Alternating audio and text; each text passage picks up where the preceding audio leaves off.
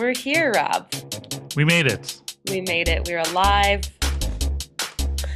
Hello, everyone, and welcome to the 5th episode of the 6-week video series, 6 Vulnerable Conversations Between a Woman and a Man.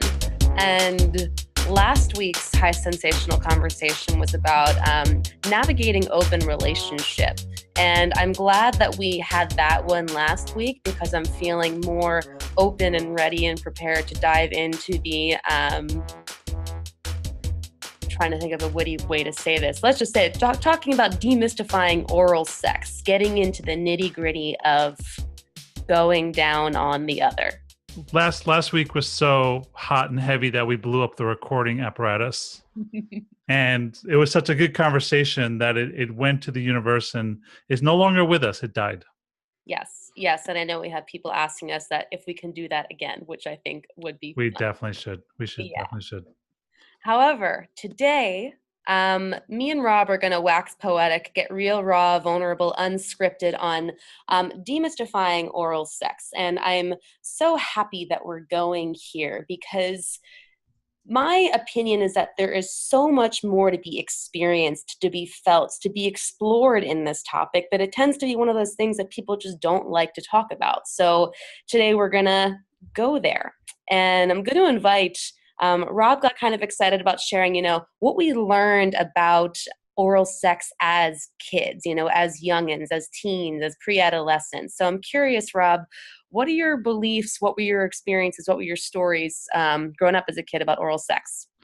Well, you have to understand, I was such a total nerd, so ineffectual. That's probably the good word. So ineffectual with women that it was like this weird thing. All sex was weird. Even kissing felt like way and big and really huge. And so what I had to learn was the details of oral sex really through movies. I mean, like Porky's. I don't know. There was like, it was the 80s. And so there was like bad sex jokes was prevalent with all the things I grew up with.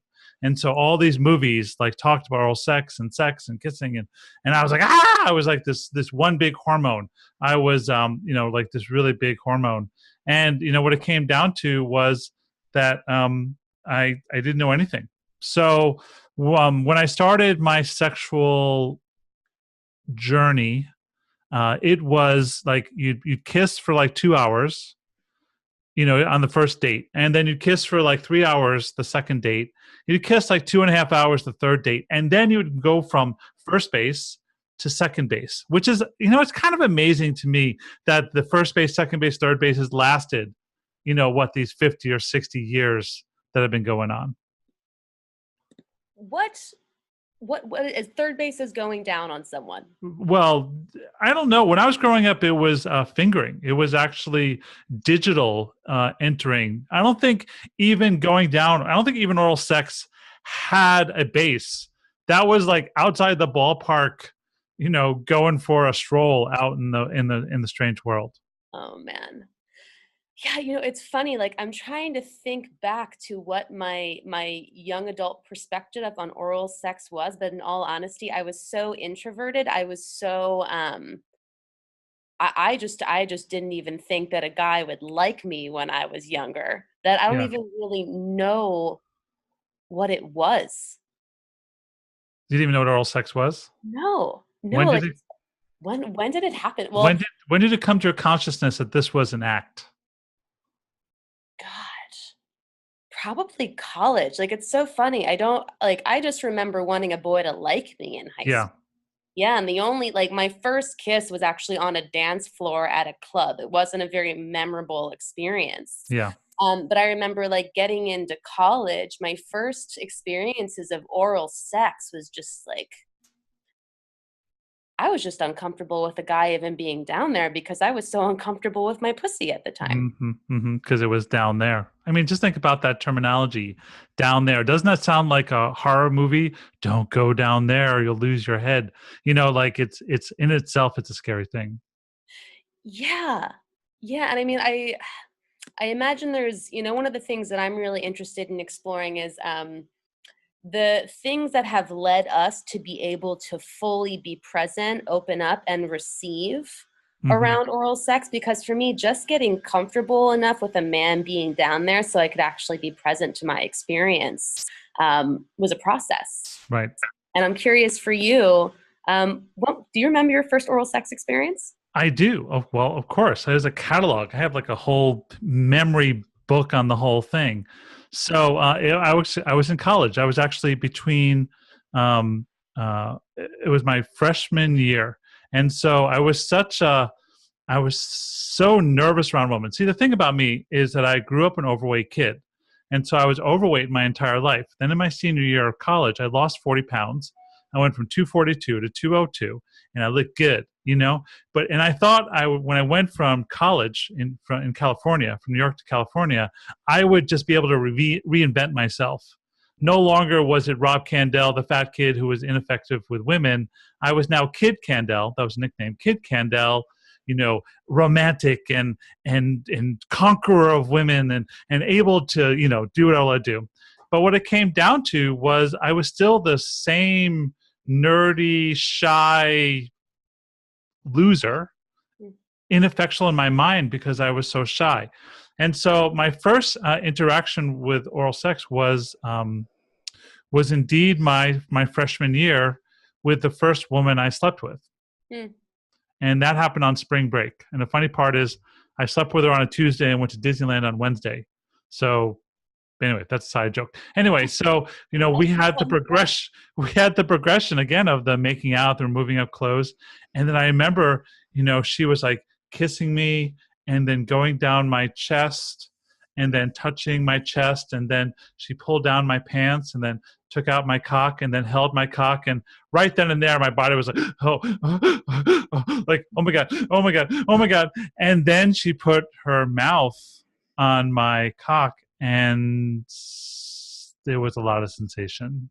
Mm. It was a little too much sensation, if you know what I mean. It was a lot of sensation. So it was about a 7 to 10 second first oral sex experience with me very charged up, tight, and immediately shameful. Mm. What was the shame?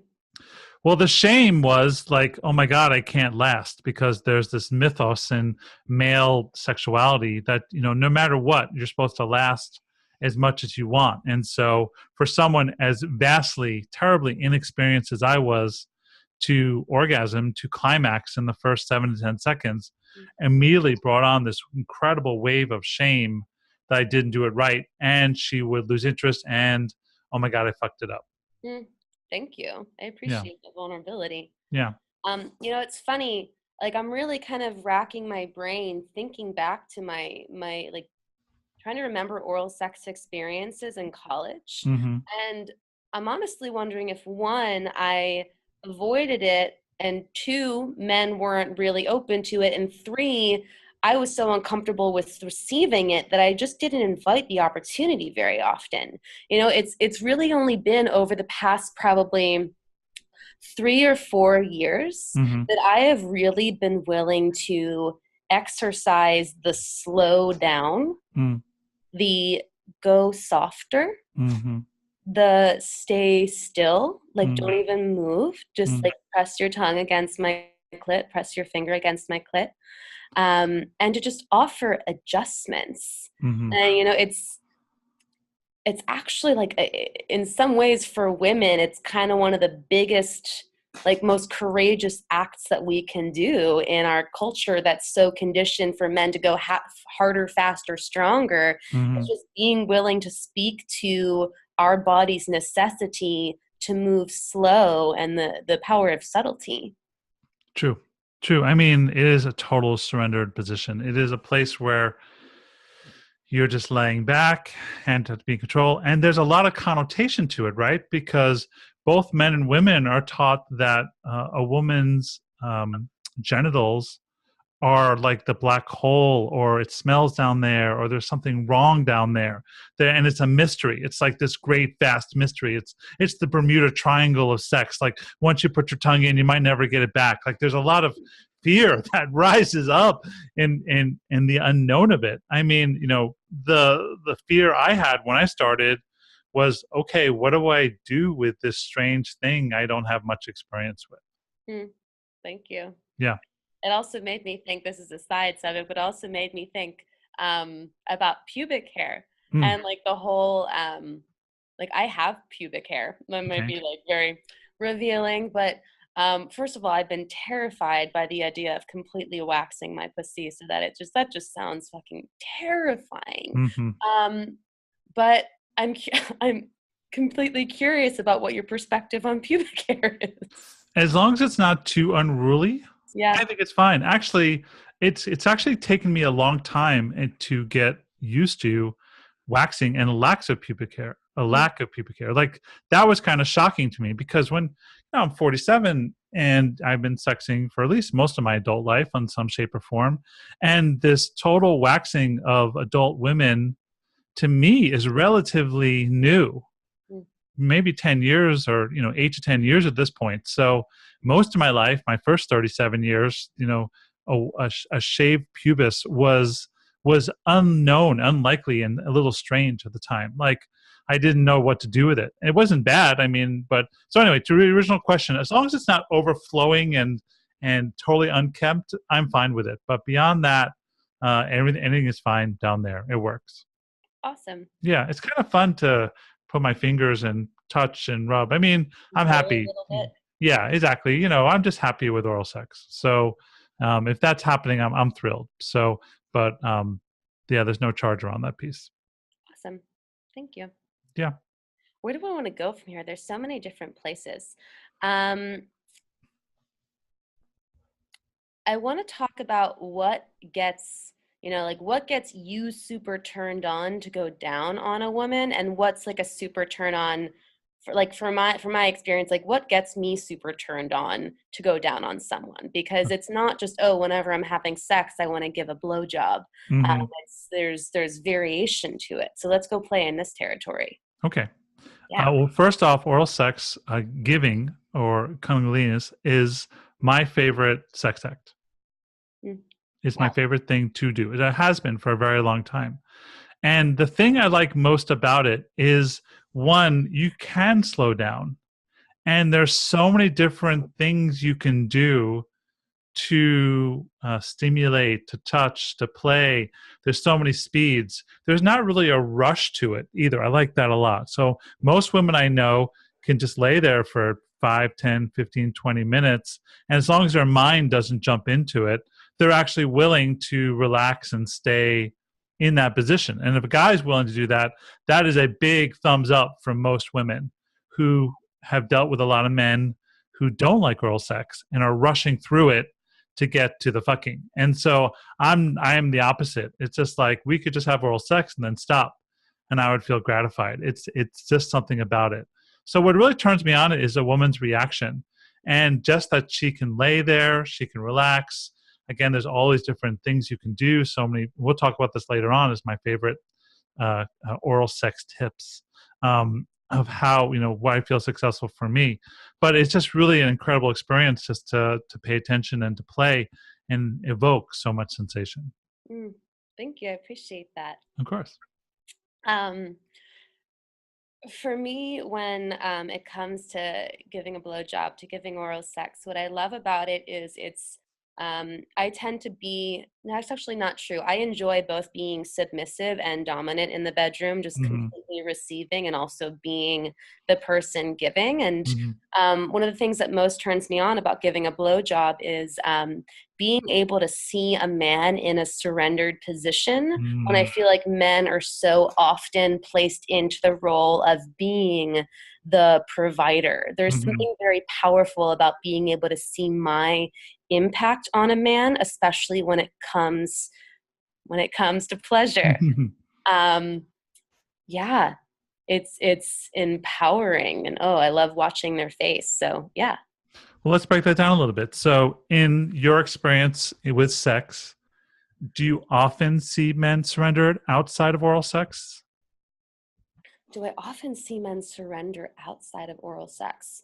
Um, the men that I'm in connection with, yes. Okay. All right. The norm, um,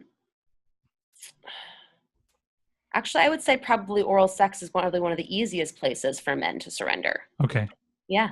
But as a general rule, not the men the evolved men you're hanging out with these days, the cool cats. In the past, do you ever see men surrendered outside of oral sex? Not in a way where they're like actively acknowledging the power of a woman. Okay, say more about that. Oh, this is a touchy one. Mm. So the question was, do I tend to see men outside of the bedroom surrendering towards women? Hmm. Ooh. I would say that in like modern day culture, that's kind of emasculating in a Hmm. way. Oh, Like, interesting. yeah, and this is kind of like modern day, like, oh, like don't let your woman whip you, don't let your woman handle you, things like that.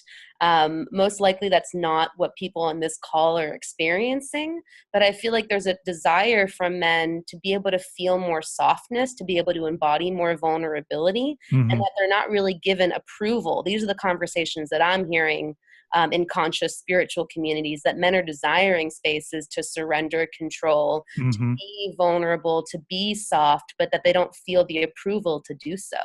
Totally, 100%. I think most men would actually love to give up the imaginary reins of running the sex act. Hmm. I think there's something about this really weird connotation that men have to be in control and handle a woman all the time. And there's certainly time for it. And women do enjoy, in my experience, and my women relating to me, is that women do like to be handled. They do like the man to hold the container of the sexuality. And at times they just want to take over and let their beast out and let the animal out. And the man can just hold on for his happily dear life and pray that he'll survive to the morning after the woman has her way. But the point is that it really does. There is a desire for men to surrender to women in sexuality. Yeah, and it's funny. I recently went to a dialogue created for men and women to share like the places where they feel frustration and Hmm. desire for more. And a man who I've actually just started connecting with as a new lover, the thing that he said when he stood up was, I just want to feel fucking met by women. And there was this way when he said it where I could see how we as women have kind of been almost like like kind of like pushing our sexuality away from us, or like fully embodying our desire in the bedroom, because of can all sorts of conditioning. And Hmm. when he said that, it really kind of like felt like it invited me to the plate even more, Hmm. to look at where I still kind of just expect the man to do more work than me. Hmm. Even though I feel like I'm pretty good at showing up in the bedroom, Hmm. it called me into the experience even more. Well, that's interesting terminology. I expect men to do more work than me, Mm. as in sex is some work, project. You're building a website, we're doing work. You're building an app, we're doing work. We're watering the lawn, we're doing work. And then it comes to sexuality, we still do have that mentality that this is some task or some work to be done. Oh man, well, the thing that comes up for me is, I think there's a lot of conscious women, or just women in general, who are very much kind of like very do oriented, Sure. and we can see sex as this place where we can just relax and Mm, just receive and like yes, and um, the messaging that I hear is that it can borderline just not wanting to show up at all. mm, mm. So lax, so surrendered on the women's part that they're not even connected to what's happening. Yeah, or more just kind of wanting to be in only surrendered positions. Like Mm, maybe they're just wanting to be fucked as opposed to be the person who's also doing the fucking. got it. Got it. Okay, so let's switch back to oral sex for a second. So you're saying in oral sex, so in totality of a sex practice, or totality of a sexual experience, which can be 5 minutes, it could be 9 hours, anywhere in between, or even longer. But let's just say 9 hours is a good amount of time. And then in that time, the place where a woman wouldn't be surrendered is in oral sex, in giving oral sex. Oh, I wouldn't say that. I would say that Oh, you can deeply surrender okay. in oral sex. um, yeah, like to me, that's where a woman can actually just let her animal out. I might just be totally contradicting myself, but for example, one place where I play with really surrendering in oral sex is in deep throating, Okay. like seeing how it's similar to anal sex, like this thing of the more clenched, like the more control you try to exert in these Hmm. types of situations that involve a small hole where you're pushing something through, it Hmm. requires profound surrender. Okay. And I've been playing around in my like giving of oral sex with like how do I actually unclench and surrender around my throat so that I can receive a man's cock. Mm. Hmm. So it is an interesting mix because even though you're a man, let's just say a man's on his back, he's receiving, you're engaging, you're going down on him. It's a mixture of being engaged to be, to use one taste terms, the stroker or the holder, and at the same time to having to relax your body, to relax your throat, to relax your mouth. So it's a mixture of engaged and surrender at the same time. Oh, totally. It's like, as you know, like let's say woman's on bottom, man's on top. It's not just the man going like this, it's two bodies moving together in a connected way. Hmm. Yeah. And I would also say, just to add on, for like giving oral sex as a woman, I feel like it's one of the greatest gifts a woman can give a man to fully let out her wild woman, like on his cock. Like, I think that's why I don't just give it out all the time. And it's not this like pacing thing, but I only do it when I feel genuinely inspired. Like, Well, I would wait, never, wait, wait. You said something interesting. Give it out. yeah, I Like know. I was like, oh we God, have my such. whole thing. I know we have such commerce-based words around this very pleasurable act. Yep. Okay, um,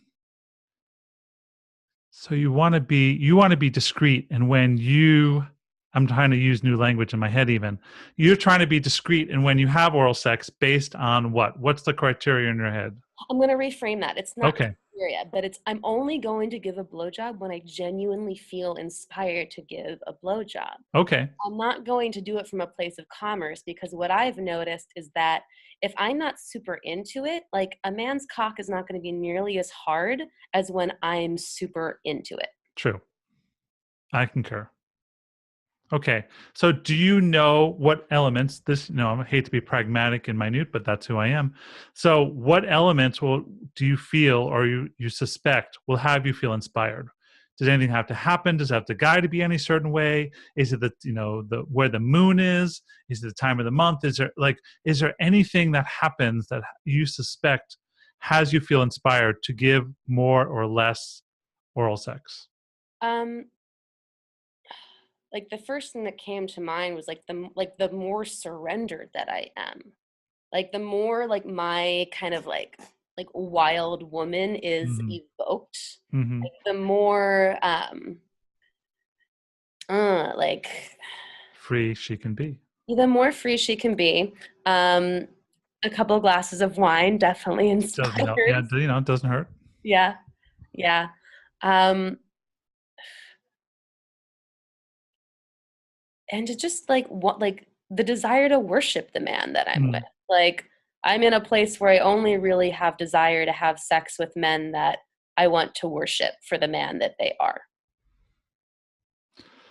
Okay. You want to worship the men. Okay, great.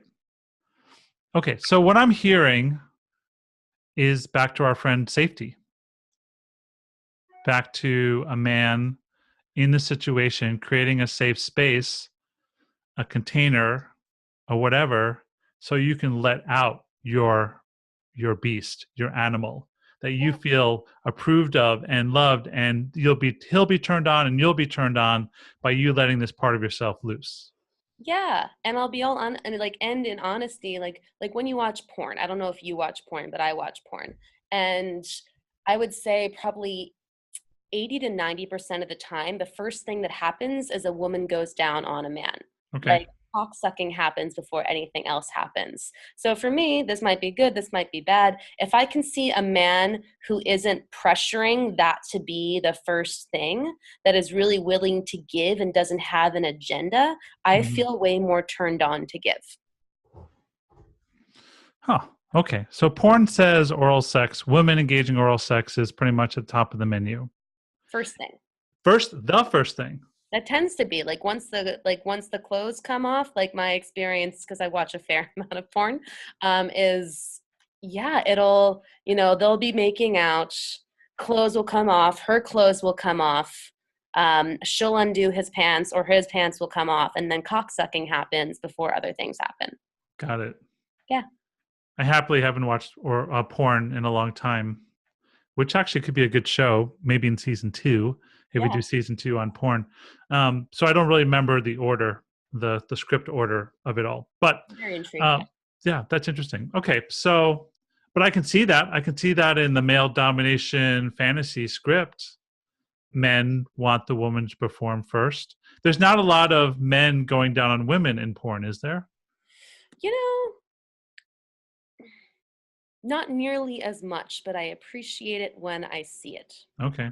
Yes. Do you watch women-based porn? I know that's a Mhm. thing. I've really been enjoying, well, I've been playing more with women lately, so I've been enjoying watching, yeah, woman to woman porn lately. Okay. And it's interesting looking for porn where actually, well, with anyone, like where the two people are actually connected. Mm, Like in order for me to get aroused by porn, I actually need to feel that there is a connection and it's not just they'd be moaning whether or not they were being touched. right. Well, the pizza man showing up, oh, and then having sex is not really going to turn you on. It's the connective sex. What Exactly. I meant by women-based porn, I wasn't very clear. Women who porn written and developed for women. Mm. Or do you just don't know or don't pay attention to the directors or the whoever the producers? It's funny. I've actually found myself a little bit bored by Oh, it. fascinating. Yeah, like there's an in between. Yeah. There's an in between that I desire, and this is just particular preference. Okay. Yep. All right. Okay. All right. So Well, let's. here's one. I Okay. have one for you. Okay. Uh, I was just having a conversation. I think I just did a Facebook post where women asking for adjustments for men in oral sex, and a lot of women from personal and professional experience tend to have a lot of fear around making adjustments Yep. to men because of how it might be taken personally and just Yep. impact their relationship. Yep. What do you say about that, Rob?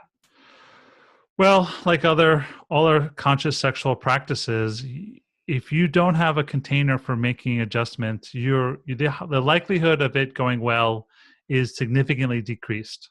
In Mm, other words, if you're in the middle and you haven't talked about adjustments or you don't know this person that well, and all of a sudden you're making adjustments, the chances that guy taking it poorly is really high.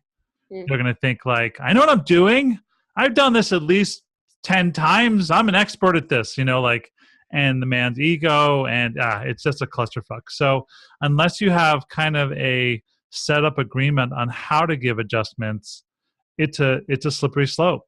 No pun intended. Just to, to make adjustments, because men's egos are really tied into their sexual prowess.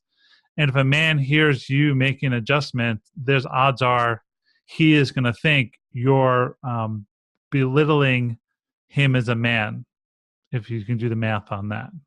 well, that's challenging. Yes, as men tend to be. So, the best way to do it is before the sex act or after the first or second sex act, as you want to get closer. You have a conversation about it and you ask the guy, hey, in the middle of sex act, when you're going down on me and I have a desire for something new or something else, how would you like me to tell you?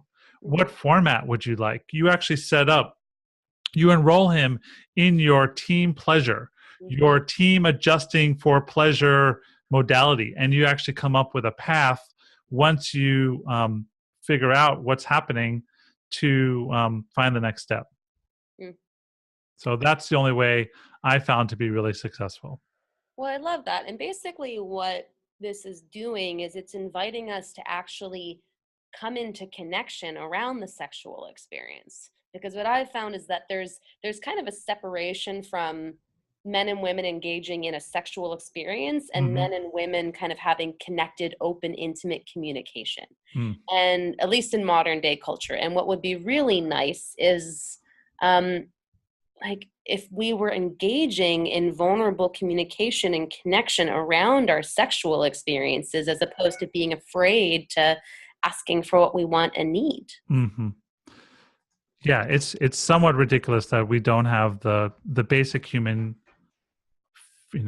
standards for asking for what we need. There's just not in society.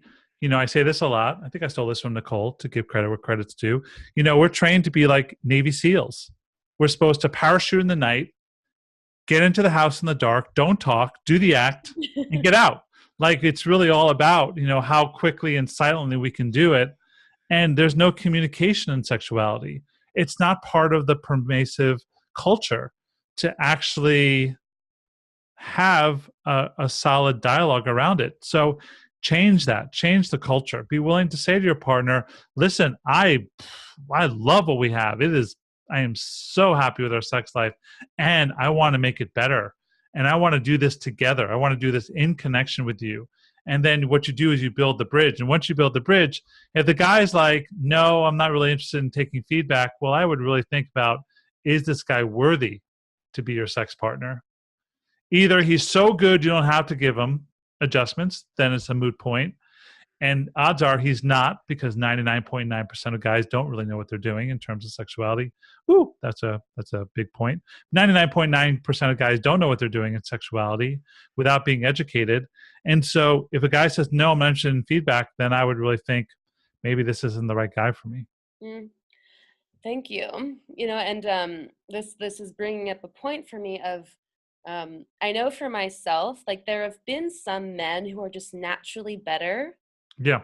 licking my pussy than others. Yeah. And it can be a blessing and a curse, because if we as a woman are blessed with a man who just for one reason or another has the key to our pussy, Right. and then we start comparing this man to every other man, Right. we run the risk of kind of throwing men out who don't measure up to that standard because of this belief that if they can't figure it out by themselves, then we're just doomed.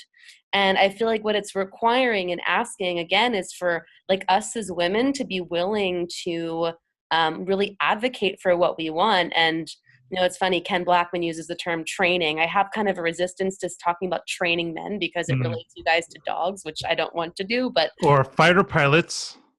Fighter pilots, I love that. Yeah. Okay. Navy SEALs. All right, fighter pilot. Yeah. So again, it's inviting us to have the uncomfortable conversations, which I know both you and I, Rob, are so passionate about. That's one of the things that, kind of turns us on about each other, is like the intimacy that we know is available through being willing to lean in and have those conversations that culture tells us are inappropriate to have. True. Totally true.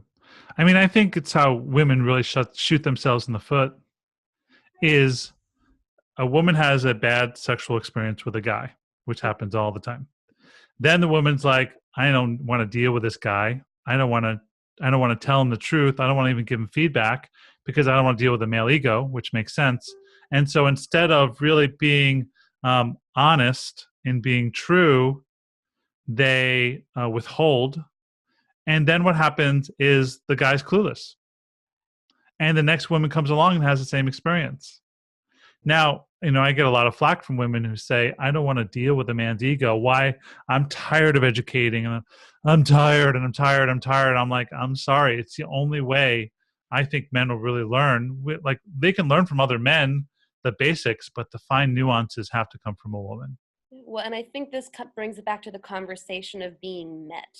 Mm-hmm. I find that, both sexes in some ways got the raw end of the stick. True. For women, there's been a raw end of the stick around how we've been treated in relation to men.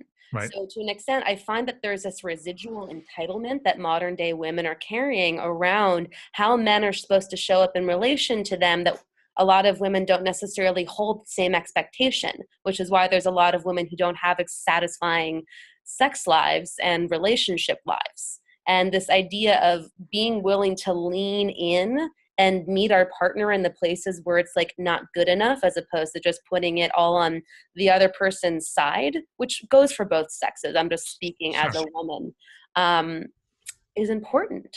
True. And a guy's responsibility is don't be whiny. To use Ken Blackman's term, be trainable. Be willing to learn how to be a fighter pilot. Go through the outrageous challenges of learning to hit a fastball. Like, do your scales if you want to learn to play piano, but don't be a whiny. Don't get mad at a woman for telling you the truth. That is the greatest way for a woman to disconnect from you and continue to lie to you. Mm-hmm. And if a man can show up and be like, wow, that was really challenging to hear.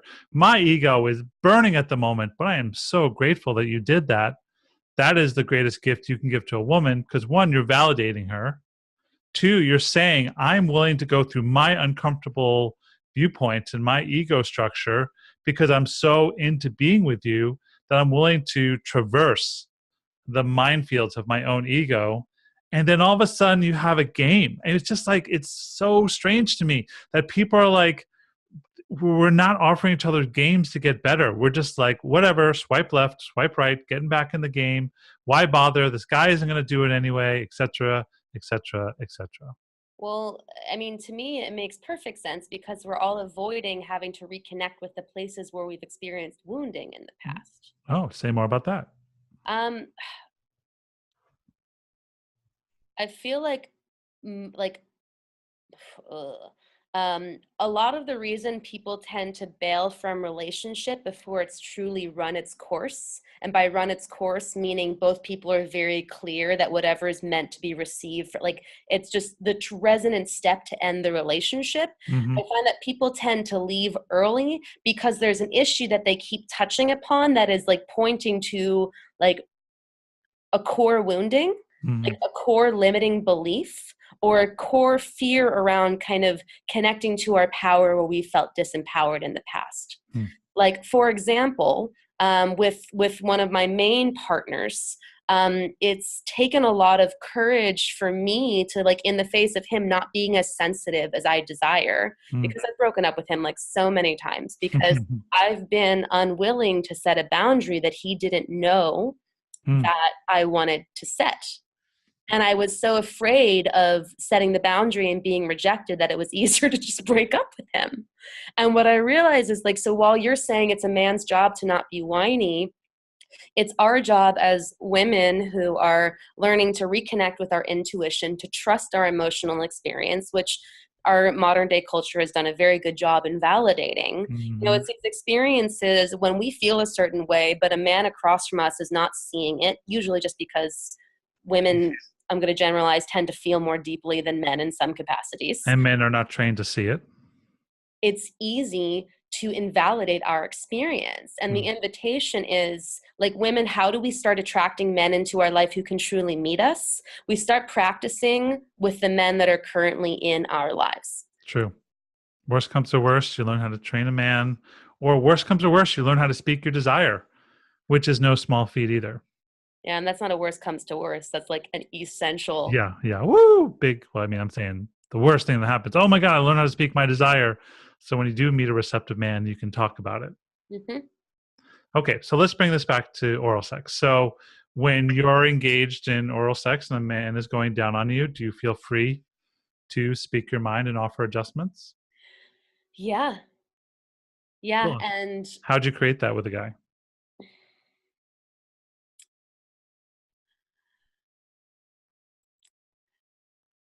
I mean, it's a process. Like, I tend to be at the, like, I've done a lot of the work to the extent where the men that I tend to attract into my life have a sensitivity.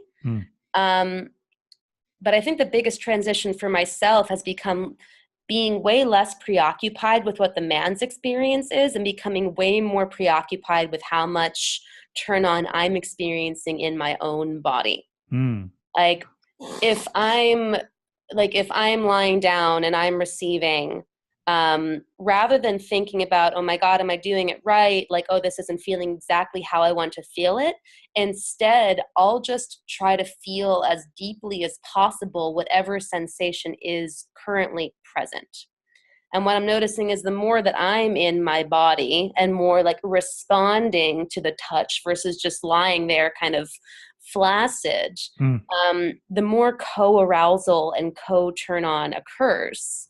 And it's just like I'm trusting my arousal. Like I'm trusting my conduit of turn-on and just being willing to speak it.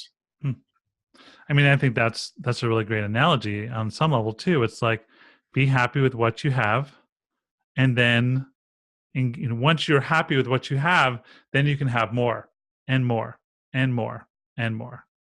And it's like the simplest piece of advice. And it's like, if everyone could take this simple piece of advice, then the world would be a very different place. It's just, most of us are walking around from the neck up, Mm. meaning we're embodying our neck up because either we don't like the way our body looks, we don't like the way our body feels, we don't feel like we're good enough, successful enough to be in our body. So we wind up avoiding being down here. And it's nearly impossible to experience true pleasure if we're not in here. Mm-hmm. So if I'm a woman and I'm laying down and I'm finding myself checking out of my experience, rather than thinking about what's going on in my head, instead I'm just going to become really curious about what's going on, like on my clit. Mm. Like just not even like, oh, is this the maximum amount of pleasure can I receive? But just, what does it feel like? And like, what's going on down there right now? Mm. Yeah. I think that's the locus of your attention. If your attention on what's wrong, or attention on how does this look, or attention on how do I look, or how do I smell, or what's he thinking, your attention is above your head. But if you took your attention, it's sort of like meditating, when you're breathing and you put your attention on your breath, your attention goes to your breath and out of your head. And your monkey mind stops for a second and a half, or 2 seconds, or 5 seconds. You do the same thing in sexuality. You put your attention to the point of pleasure, then all of a sudden you actually take this great big cortexian thing, on some level turn it off a little bit so you can feel more. Yep. It's one of the best forms of meditation because it's intrinsically pleasurable. There you go. Cool. Ta-ting. So, All right. tips. Shall we move into some tips? Yes. Do you want to give your tips, or you want me to go first? I'm giving tips for how to go down on a woman. You want to give tips on how to go down on a woman? Well, because it's interesting because like I know what feels best as a woman. Yes. You know what feels best as a Yes, woman. I think this is I can't really give many tips on going down on a guy because I haven't had the experience enough, but I'm very happy to hear your tips on going down on a woman. Okay. Because that's what I mean, to me it's all I'm about listening. No, I'm listening. Stop talking and start giving tips, woman. Okay. So for me, I really appreciate a lot of indirect stimulation. So I really appreciate a lot of indirect stimulation before a man goes directly to my clit. And I think that's one of the most common mistakes. Wait, oh, you're giving tips as receiving. You're giving tips on the receiver, or you're giving tips on you going down on a woman? Oh, no. I'm not giving tips on me going down as a woman. I've actually never gone down on a woman before. So I've all right. thought about it. Fair enough. Okay. Sorry. My miscue. My little mind got a little ahead of me there. Okay. So tips for a man going down on you. Go. Yeah. So the biggest tip that I could give is to not go directly for a woman's clit. Mm-hmm. I think there's this thing that says, it takes 30 minutes for a woman's body to become fully aroused. And one of the greatest gifts that you can give a woman is to have her begging for you to just even graze like the wetness inside of her pussy. Like you want her pussy to be sopping wet, ideally before you touch your tongue to her clit, because the more aroused she is beforehand, the more sensitive to touch she is going to be. So the biggest piece of advice that I could give a man is take your time, like kiss her thighs, like kiss the outside of her lips, like tease the fuck out of her. I'm a yes. I like it. And it's funny. It's funny because a lot of times clits are really oversensitized. Mm-hmm. And if you spend too much time paying attention to a clit with your tongue, or, with your lips, or even with your fingers, it can get overstimulated. So you want to be able to take time and to make sure that it's not overstimulated. Because a lot of women, that happens for a lot of women, is they're not aware. The guy is not aware. It's like too much can be too much. Mm-hmm. Yeah. I'm actually really a fan of a man just kind of, whether it's his finger or his tongue, just resting his tongue on my clit without actually moving at Mm, all. I mm, found that can be a really potent way to kind of sync up, hmm so that when you do move, it's an entirely different experience. mm. My secret tip for going down on a woman is the use of fingers in addition to the tongue or the mouth. I'm a big fan of the G spot stimulation in concert with the touching and licking of the clit and other areas of a Hmm. woman's genitals. And fingers, there's all these different spots inside the vagina that you can touch. And so, again, it's not like hard, it's actually quite soft in the beginning, but you can actually create a whole concert of sound, a whole concert of feeling by using both fingers and lips and tongues. I'm a big fan of that. Good. Cool. Yes. Should I give a tip on how for a woman or a person? Why are we so heterosexual? Heteronormal. For a Yes. person to go down on a man, things that to stay away from is the balls are very sensitive. If you're going to touch the balls, be very deliberate about it, because every man has this inner 10-year-old that's very sensitive around his uh, genitals. And if you don't handle them softly, they can create a lot of sensation. Now, if they're handled well, you actually can create a lot of sensation. And the guy will squirm around a little bit, but it's good stuff. Also, hands on the shaft while in concert with mouth on cock is super pleasurable. And so, again, to use your hands along with your mouth can create a lot of sensation for a guy. Mm, thank you. You know, it's funny you were saying the delicacy around the testicles. I actually have one lover who loves like a very firm grab. Like it's kind of intense. Yeah. I've never experienced this before, but not true for every man. Not Richard. Well, you can train yourself around that. And BDSM, there's a lot of play in terms of putting pressure and pulling and around the ball sack. But if you're not sure, for God's sakes, be careful, people. Okay, I'm going to share my favorite technique. So I'm going to do a straight face. So I actually really love like spitting my saliva into the palm of one of my, well, this is high sensation. I love spitting saliva into the palm of my hand because it's a really amazing lubricant. Mm, And one of my favorite things to do is to just even do that, like stroking a man's cock with my saliva as lubricant and just mm, kind of seeing what's going on for him as I'm doing it. And then I'm a fan of the tongue swirl around the head of the cock, like mm. as you're stroking the shaft. So you have kind of a spiraling motion going on while you're stroking, but also not running the risk of creating too much stimulation on the head of the cock, because I have been told that it can get to be sensory overload. It's true. It's a true Yeah. fact. I think we should just stop there. You think? Because you don't have much more straight faces left in you, do you, tonight? See, these are the kind of conversations I should have had in high school. I mean, demystifying. It was such a mess. Well, yeah, different these days with YouTube. Kids get to hear so much.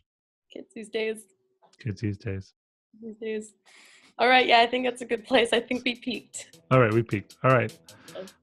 Next week's on polarities. Mm-hmm.